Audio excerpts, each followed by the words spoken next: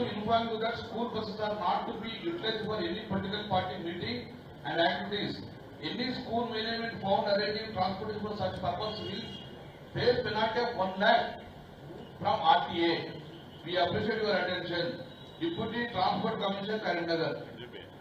ఇది మీ అందరు కూడా పంపించేసిన అంటే నేను ఎప్పుడు పొద్దున 8:30 ఎందుకు నిద్ర లేచి ఒకటేసారి మొన్న అంతకుముందు 10 రోజుల ముందు పంపలేదు ఎందుకు ఇప్పుడు వచ్చిందా మీ కాంగ్రెస్ పార్టీ స్కూల్ బస్ అయినప్పుడు రాలేదు ఈ రూల్స్ కొత్తగా నిన్న పొద్దున 8:30 పంపి భయప్రాంతాలకు ఎందుకు గురి చేసినావు అంటే ఫెయిల్ చేయాలని ప్రయత్నం చేసినందుకు గత వరకు ఇంటెలిజెన్స్ రిపోర్ట్ తెలియదు అయితే ఎలక్షన్ మనతో తెలియదా ఇటువంటి దుర్మార్గపు చర్యలు తీసుకున్నాడు ఇదా నువ్వు బస్సు లేకపోతే నడుచుకుంటున్నావా తండోబద్దని రాలే జనజాతర లెక్క తెలంగాణ కుంభమేళ ఎట్లా అవుతుందో గట్ల పోయింది నమ్మకసారి లెక్క నువ్వు గిట్ట నిన్న బస్సులు గిట్ట